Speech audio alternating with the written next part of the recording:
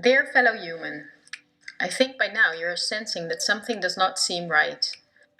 But I also think that poorly argumented conspiracy theories have caused you to stay far from the fear-mongering media and conspiracy theorists alike. But please listen, because as you are watching, millions fall into poverty because of the corona measures of the past year. Even if the greatest economic crisis in history has not affected you yet, it will only be a matter of time until the rippling effects will hit you as well. This is not fear-mongering, but it's a harsh reality. I also think we might mitigate the damage and may even do better provided we are informed correctly about our situation. This is why I would like to show you a few facts you can easily check, facts that are of crucial importance. Less than a handful of big corporations dominate every aspect of our lives. That may seem exaggerated, but from the breakfast we eat to the mattress we sleep on and everything we wear and consume in between is largely dependent on these corporations. Those are huge investment companies that determine the course of money flow.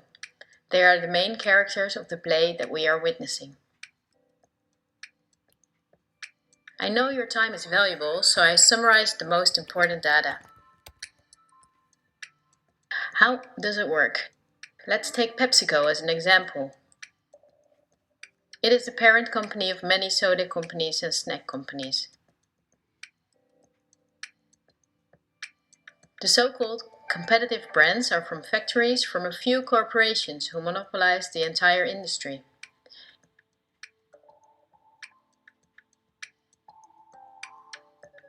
In the packaged food industry, there are a few big companies, like Unilever, the Coca-Cola company, Mondelez and Nestlé.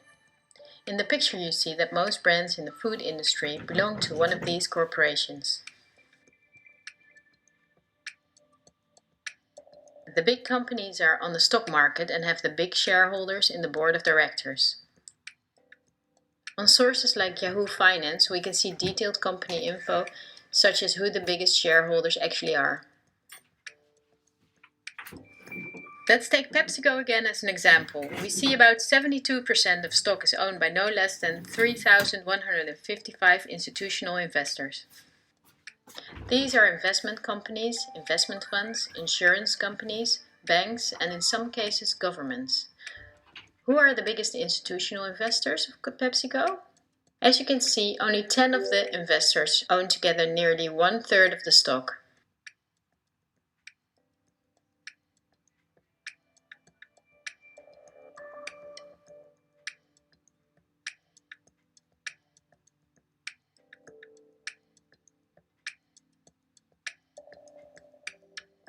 The top 10 of investors together amount to a value of $59 billion. But out of those 10, only 3 own more stock than the other 7. Let's remember them and look up who owns the most stocks of the Coca-Cola company, the biggest competitor of Pepsi.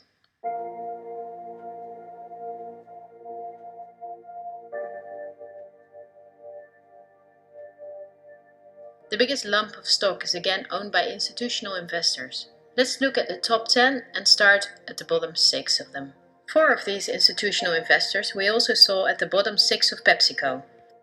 These are Northern Trust, JP Morgan Chase, Geode Capital Management and Wellington Management.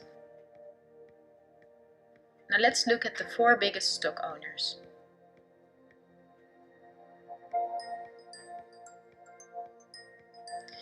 They are BlackRock, Vanguard and State Street. These are the world's biggest investment firms, so PepsiCo and Coca-Cola are not competitors at all. The other big companies that own a myriad of brand names like Unilever, Mondelez and Nestlé are from the same small group of investors. But it's not only in the food industry that their names come up. Let's find out on Wikipedia which are the biggest tech companies.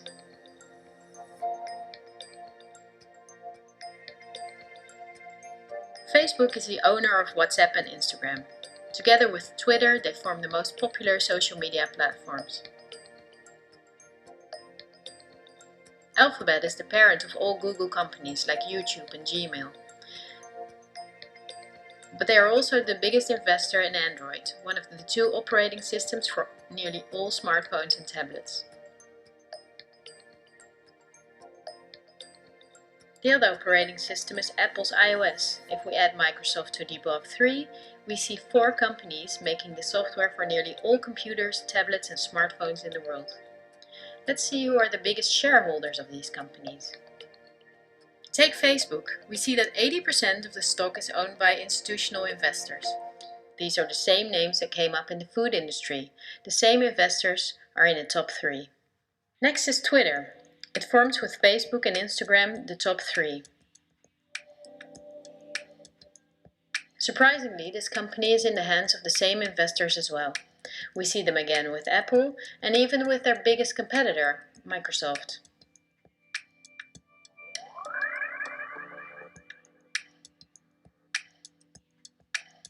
Also, if we look at other big companies in the tech industry that develop and make our computers, TVs, phones and home appliances, we see the same big investors that together own the majority of the stock.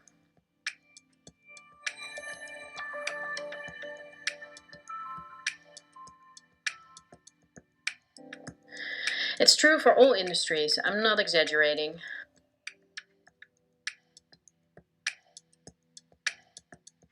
One last example. Let's book a holiday. On our computer or smartphone we search for a flight to a sunny country on Skyscanner or Expedia. Both are from the same small group of investors. We fly with one of the many airlines, many of which are in the hands of the same investors and of governments, as is the case with Air France-KLM. The plane we board is in most cases a Boeing or an Airbus, also owned by the same names. We book through Booking.com or Airbnb, and when we arrive we go out for dinner and place a comment on TripAdvisor. The same big investors show up in every aspect of our trip. And their power is even bigger because of the kerosene is from their oil companies or refineries. The steel from which the plane is made comes from their mining companies. This small group of investment firms and funds and banks are namely also the biggest investors in the industry that dig for raw materials. Wikipedia shows that the biggest mining companies have the same big investors that we see everywhere.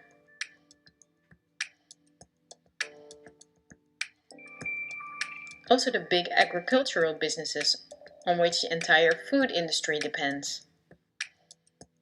They own Bayer, the parent company of Monsanto, the biggest seed producer in the world.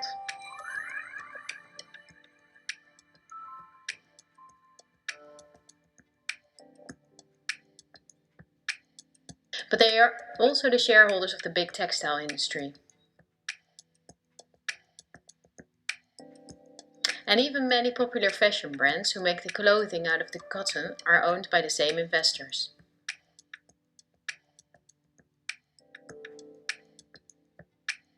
Whether we look at the world's biggest solar panel companies or oil refineries, the stocks are in the hands of the same companies. They own the tobacco companies that produce all the popular tobacco brands, but they also own all big pharmaceutical companies and the scientific institutions that produce medicine.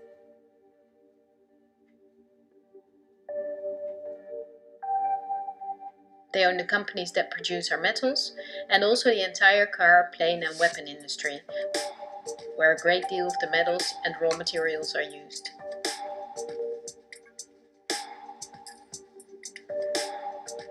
They own the companies that build our electronics, they own the big warehouses and online markets, and even the means of payment we use to buy their products.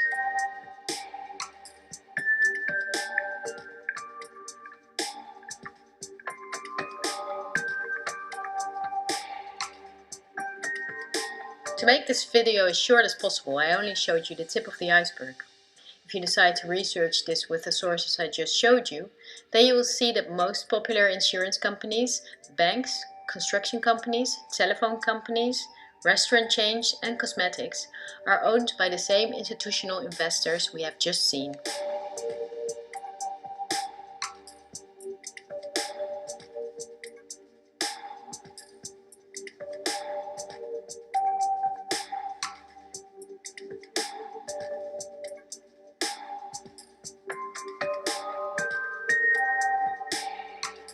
These institutional investors are mainly investment firms, banks, and insurance companies. In turn, they themselves are owned by shareholders, and the most surprising thing is that they own each other's stocks.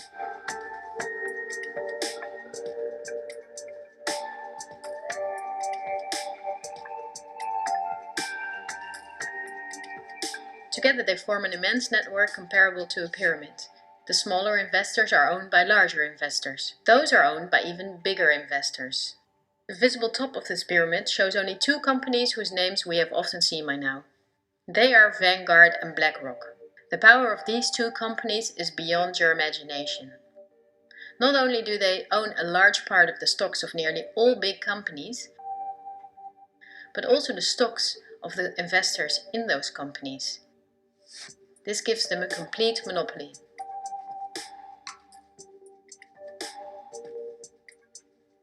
A Bloomberg report states that both these companies in the year 2028 together will have investments in the amount of $20 trillion.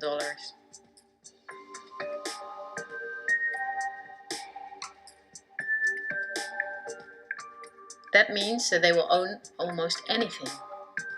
Bloomberg calls BlackRock the fourth branch of government because it's the only private agency that closely works with the central banks. BlackRock lends money to the central bank, but it's also the advisor. It also developed the software the central bank uses. Many BlackRock employees were in the White House with Bush and Obama. Its CEO Larry Fink can count on a warm welcome from leaders and politicians. Not so strange if you know that he is the frontman of the ruling company. But Larry Fink does not pull the strings himself. BlackRock itself is also owned by shareholders. Who are those shareholders? We come to a strange conclusion. The biggest shareholder is Vanguard. But now it gets murky. Vanguard is a private company and we cannot see who the shareholders are.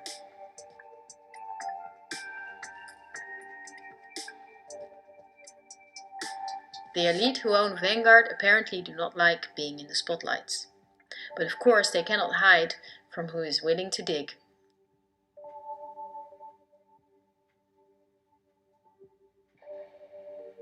Reports from Oxfam and Bloomberg say that 1% of the world together owns more money than the other 99%. Even worse, Oxfam says that 82% of all earned money in 2017 went to this 1%.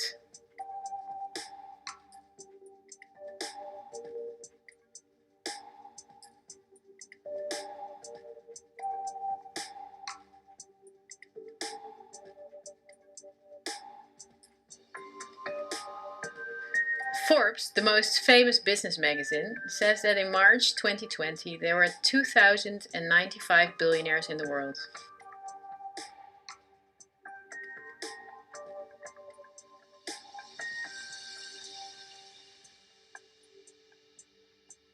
This means that Vanguard is owned by the richest families in the world.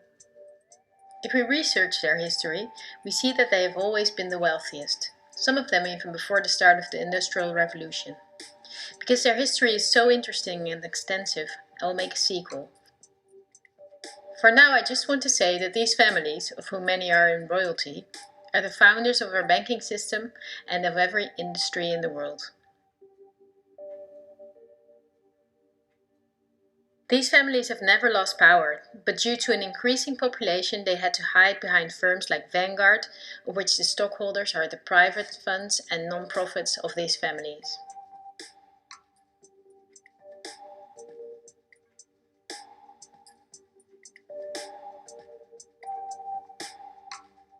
To clarify the picture, I have to explain briefly what non-profits actually are. These appear to be the link between companies, politics and media. This conceals the conflicts of interests a bit.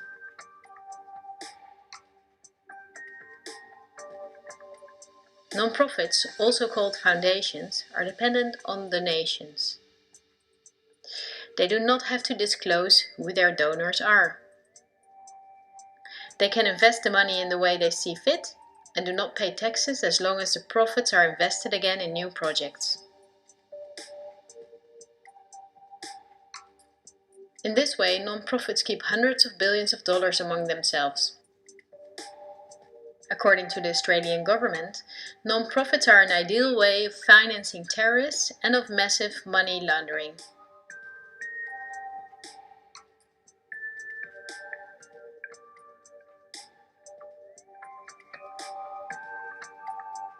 The foundations and funds of the families that are the richest stay in the background as much as possible. For issues that get much attention, the foundation of philanthropists are used that are lower in rank but very rich. I want to keep it short, so I will show you the three most important ones that connect all industries in the world. They are the Bill and Melinda Gates Foundation, the Open Society Foundation of the controversial multi-billionaire Soros, and the Clinton Foundation. I will give you a very short introduction to show you their power. According to the website of the World Economic Forum, the Gates Foundation is the biggest sponsor of the WHO. That was after Donald Trump quit USA financial support to the WHO in 2020. So the Gates Foundation is one of the most influential entities in everything that concerns our health. The Gates Foundation works closely with the biggest pharma companies, among which are Pfizer, AstraZeneca, Johnson & Johnson, BioNTech and Bayer.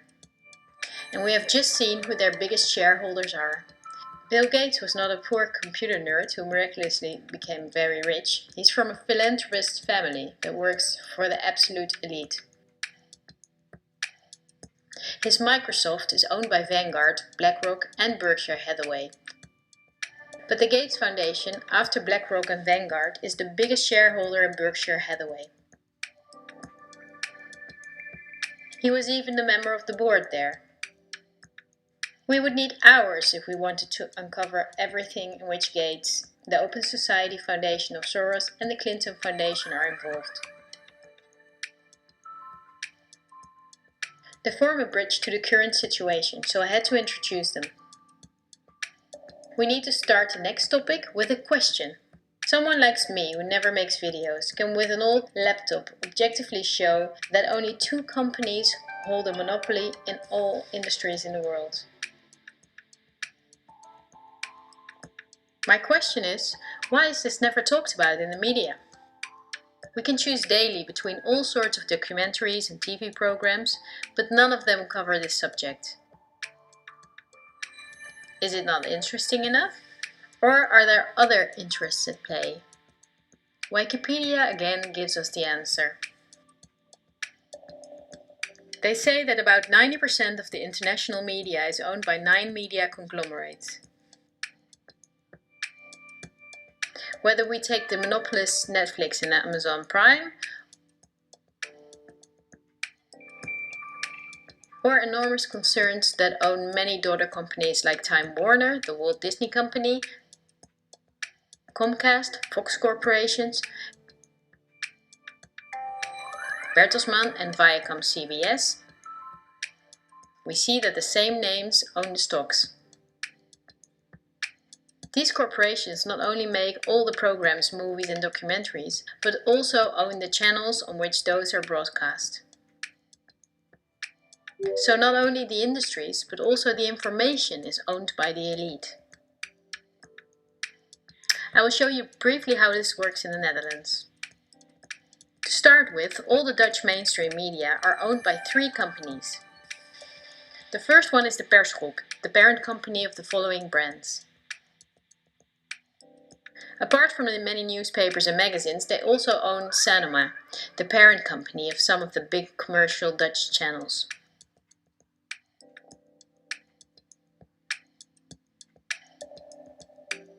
Many media outlets from abroad, like VTM, are also owned by the Persgroep. The second one is Mediahuis, one of Europe's biggest media concerns.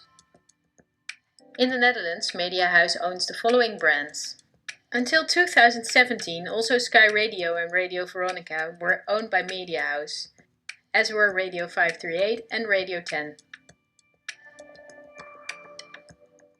And then there's Bertelsmann, which is one of the 9 biggest media firms. This company owns RTL, that owns 45 television stations and 32 radio stations in 11 countries. But Bertelsmann is also co-owner of the world's biggest book publisher, Penguin Random House.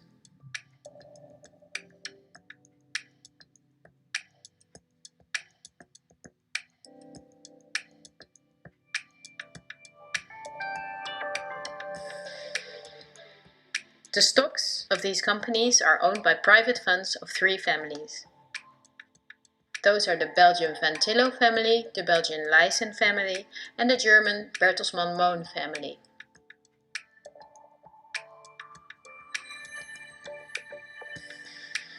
All 3 families sided with the Nazis in the war, according to Wikipedia. For this reason, the Telegraaf, the Lyssen newspaper, was temporarily forbidden in the Netherlands after the war.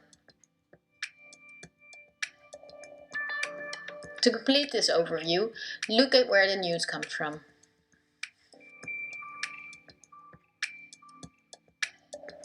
The daily news of all these media outlets, the diverse news media, do not produce news. They use information and footage from the press agencies ANP and Reuters. These agencies are not independent. ANP is owned by Talpa, John de Mol. Thomson Reuters is owned by the powerful Canadian Thomson family.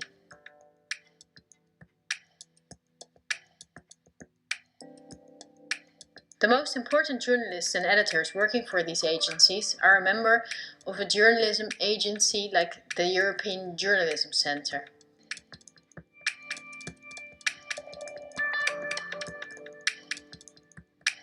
These are one of the biggest European sponsors of media-related projects.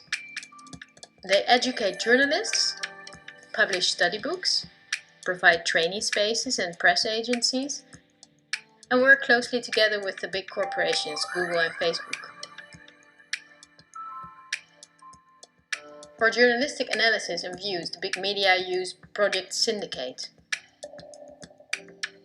This is the most powerful organization in the field. Project Syndicate and organizations like I mentioned are together with the press agencies the link between all worldwide media outlets. When news anchors read from their audio cues, chances are that the text stems from one of these organizations. That is the reason that worldwide media shows synchronicity in their reporting.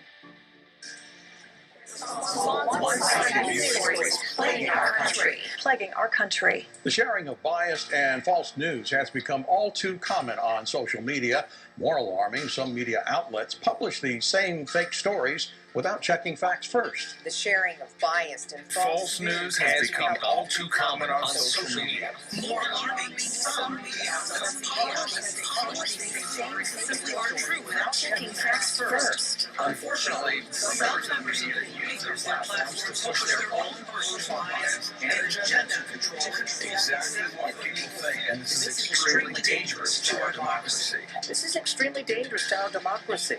This is extremely dangerous to our democracy. This is extremely dangerous to our democracy. This is extremely dangerous to our democracy. This is extremely dangerous to our democracy. This is extremely dangerous to our democracy. This is extremely dangerous to our democracy. This is extremely dangerous to our democracy. This is extremely dangerous to our democracy. This is extremely dangerous to our democracy. This is extremely dangerous to our democracy. This is extremely dangerous to our democracy. This is extremely dangerous to our democracy. And look at the European Journalism Centre itself. Again, the Gates Foundation and the Open Society Foundation. They are also heavily sponsored by Facebook, Google, the Ministry of Education and Science, and the Ministry of Foreign Affairs. Who sponsors the organization and press agencies that produce our news? With Project Syndicate, we see the BMGF, the Open Society Foundation and the European Journalism Centre. The organizations that bring the news get paid by non-profit organizations, of the same elite that also owns the entire media. But also a part of taxpayers' money is used to pay them. In Belgium there are protests regularly since Media House and the persgroep receive millions of euros from the government, while many are abroad. As a closing note, we take our Dutch Public Broadcasting Service, NPO. Criticism that it is a mouthpiece of the government, that in itself could be a mouthpiece of the big corporation, is not unfounded. The chairman of the supervisory board of the NPO is Tjibbe Joustra. He wrote the electoral platform for the VVD, a right-wing liberal party.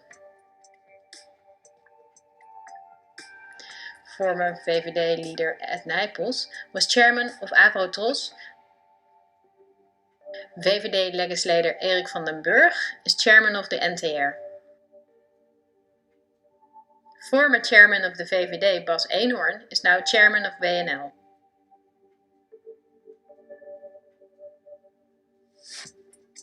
Former PvdA State Secretary Martijn van Dam controls the distribution of benefits to the NPO and sits in the board of the NPO.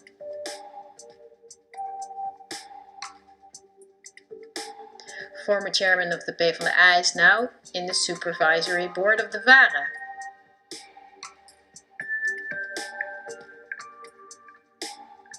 CDA politician Paul Roep is chairman of the supervisory board of KRO and CRV.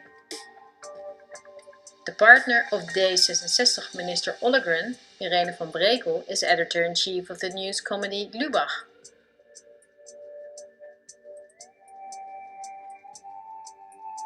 Former news anchor Pia Dijkstra is now a member of parliament for D66.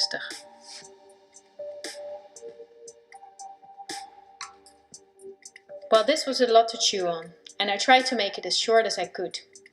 I only used examples that I thought were necessary to create a clear overview. This helps to better understand our current situation, that can shed new light on past events.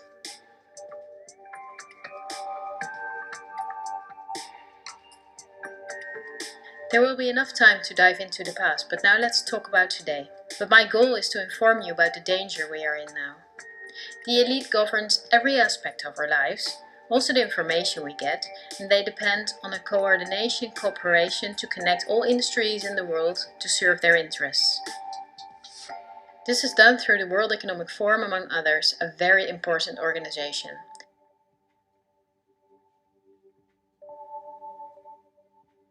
Every year in Davos, the CEOs of big corporations meet national leaders, politicians and other influential parties like UNICEF and Greenpeace. In the supervisory board of the WEF is former President Al Gore, our own Minister Kaag, Fijke Sijbsma, chairman of the Royal Dutch State Mines, and the commissioner of DNB, the Dutch bank. Christine Lagarde, chairwoman of the European Central Bank. Also politician Bert Grapperhaus' son works for the WEF. Wikipedia says that the annual fee for members is €X.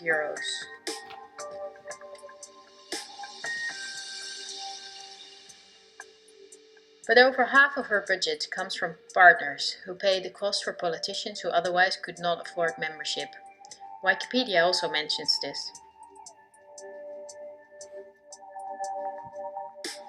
According to critics, the WEF is for rich businesses to do business with other businesses or with politicians. For most members, the WEF would support personal gain instead of being a means to solve the world's problems.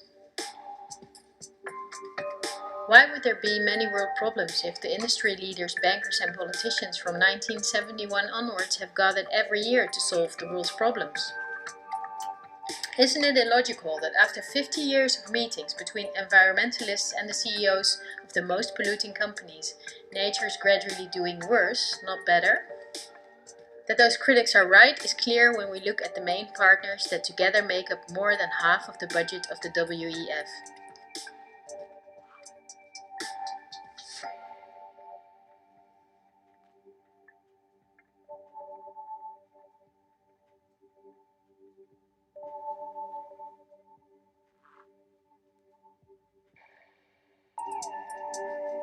because these are BlackRock, the Open Society Foundation, the Bill and Melinda Gates Foundation,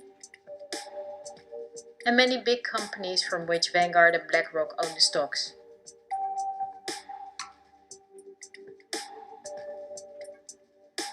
Chairman and founder of the WEF is Klaus Schwab, a Swiss professor and businessman. In his book The Great Reset, he writes about the plans of his organization. The coronavirus is, according to him, a great opportunity to reset our societies.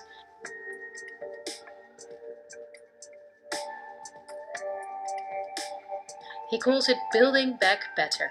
The slogan is now on the lips of all globalist politicians in the world. Moment, a crucial moment to rebuild the future, to reset our policies. We also want to work together on building back better. I call it Build Back Better. But the COVID-19 pandemic can also be a moment for resolving long-standing conflicts and addressing structural weaknesses. It's certainly a major crisis, but it also offers us a unique opportunity. 4 sets of priorities can guide the response to build back better. To build back a better world. But also to build back better. This pandemic has provided an opportunity for a reset. And achieve the Sustainable Development Goals. Our old society must switch to a new one, says Schwab. The people own nothing but work for the state to have their primary needs met.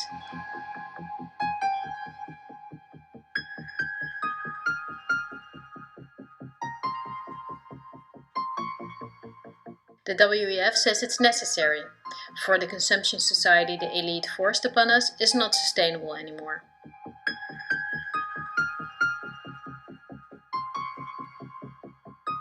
Schwab says in his book that we will never return to the old normal. And the WEF published a video recently to make clear that by 2030 we will own nothing, but we will be happy.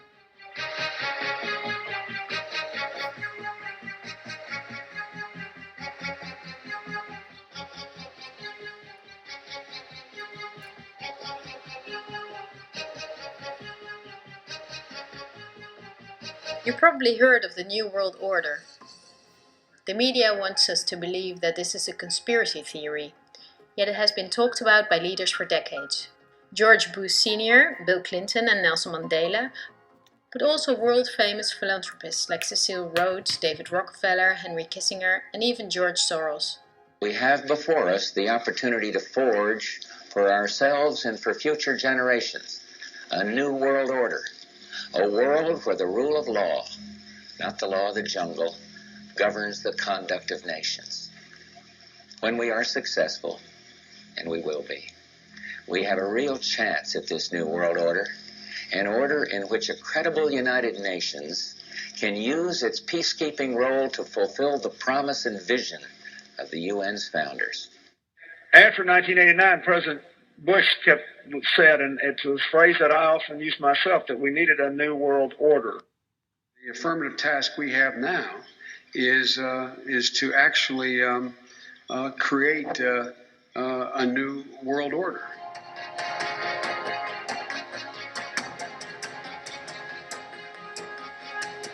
The UN presented in 2015 her controversial Agenda 2030. It is almost identical to the Great Reset of Klaus Schwab. The UN wants to make sure, as does Schwab, that in 2030 poverty, hunger, pollution and disease no longer plague the earth. Sounds nice, but wait till you read the small print. The plan is that Agenda 2030 will be paid by us, the citizens. Just like they ask of us now to give away our rights for public health, they will ask us to give away our wealth to battle poverty. These are no conspiracy theories. It is on their official website. It comes down to this. The UN wants taxes from Western countries to be split by the mega corporations of the elite to create a brand new society. It's a new infrastructure because fossil fuels are gone in 2030. For this project, the UN says we need a world government, namely the UN itself.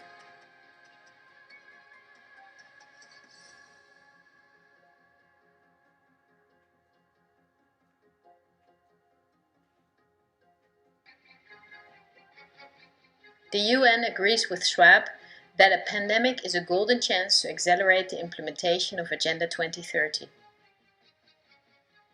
It is worrisome that the WEF and the UN openly admit that pandemics and other catastrophes can be used to reshape society. We must not think lightly about this and do thorough research.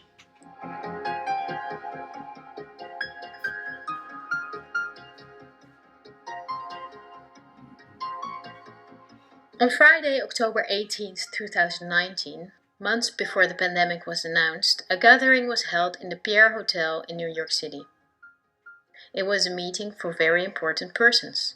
Present were politicians, highly credited health experts, and pharmacologists. The goal of the gathering was the simulation of a worldwide pandemic. Could be a coincidence, right? But as an example, they used the coronavirus.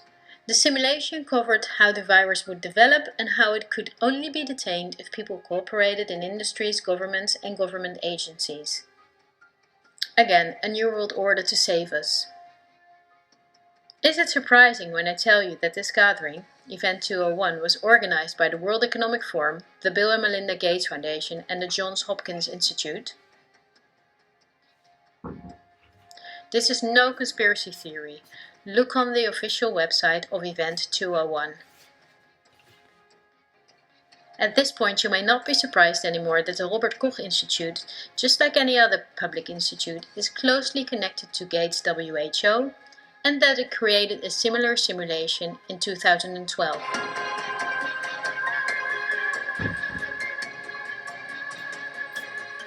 Just like in Event 201, they took a coronavirus as an example. In this simulation, the starting point was a food market in Southeast Asia. A coronavirus would jump from an animal to a human. In the simulation, it takes some weeks for the Chinese to discover the virus. In this way, it can spread all over the world. A simulation is made of the next 3 years of lockdowns, destroyed economies, and the impacts on society, riots and protests included. I won't go into the details, look it up on the website of the German government. Lastly, I would like to show you part of a talk of virologist Mark van Ranst, which he held on January 22nd, 2019 in Chatham House. The Chatham House organization is financed by the elite corporations and also by the Gates Foundation. This is an important non-profit in London where important figures gather to talk about the world's problems. The Chatham House Prize was given to Hillary Clinton, Melinda Gates and John Kerry. During the talk, our own Ab Oosterhuis is in the front row. Van Ranst explains how he misled the people during the swine flu. He triggered fear by death numbers without context and media manipulation. He laughs as he tells how he made sure that the vaccines of the pharmaceutical companies he was working for then were accepted by many fearful people. Tell you about my experiences being the crisis manager, the flu commissioner for Belgium and highlighting the communication aspects there. And then you have one opportunity to do it right. I mean, day one is so important. In day one, you start your communication with the press, with the people, and you have to do it right. I mean, you have to go for one voice, one message. In Belgium, they chose to appoint a non-politician to do that. I mean, I have no party affiliations, and that makes things a little bit, at that time at least, a little bit easier because you're not attacked politically, majority, minority. That doesn't come into play, and that was a huge advantage. The second advantage is that you can play in Brussels the complete naive guy and get a lot more done than you would otherwise be able to do. You have to be omnipresent that first day or the first days so that you attract the media attention. You make an agreement with them that you will tell them all, and if they call, you will pick up the phone. When you do that, then you can profit from these early days to get complete carpet coverage of the field, and they're not going to search for alternative voices there. And if you do that, that makes things a lot easier. And then you have to say, okay, well, we will have H1N1 deaths. Of course, that would be unavoidable. I used there Sir Donaldson's quote where he said that in the UK, by the peak of the epidemic, 40 people would die per day at the end of the summer. So 62 at that time million people in UK, 40 deaths a day. I worked that out for Belgium. That would be 7 deaths a day at the peak of the epidemic. I used that in the media. 7 Belgian flu deaths per day at the peak of the epidemic would be realistic. That is true in every year, even interpandemically. That is very, very conservative. However, talking about fatalities is important because when you say that, people say, wow, what do you mean? People die because of influenza? And that was a necessary step to take. And then, of course, a couple of days later, you had the first H1N1 death in the country, and the scene was set and it was already talked about. And then you had to pick who is going to be vaccinated first.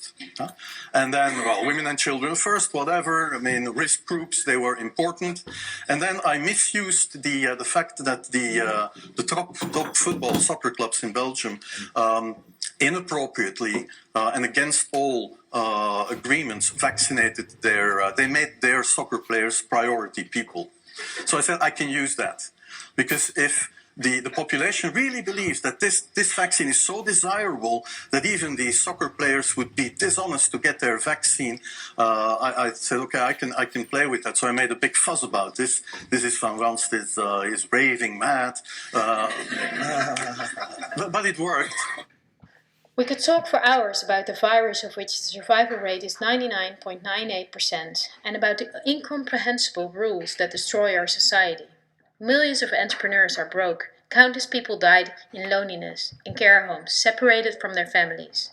This is no life. But we know enough facts now that place the corona rules in a much clearer perspective. The perspective of the elite.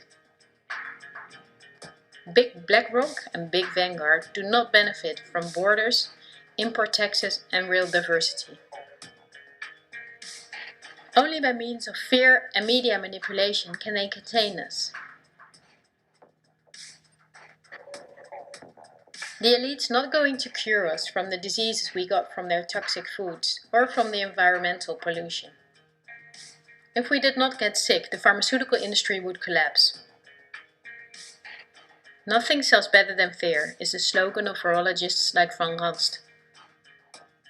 You're going to be surprised, like I was, that we have often been warned. I think we're being run by maniacs. If anybody can put on paper what our government and the American government, etc., and the Russian, Chinese, what they are actually trying to do, I think they're all insane. But I'm liable to be put away as insane for expressing that. That's what's insane. With this video, I reach out and hope to bridge the ever-growing gap between us.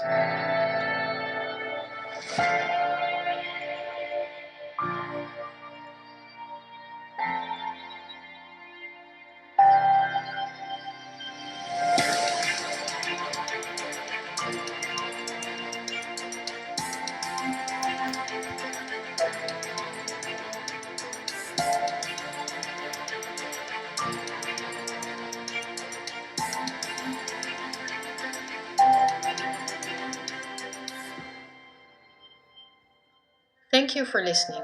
I hope in a free future we will remember this time as a unique moment in human history. It will be a tough journey, but we will travel together.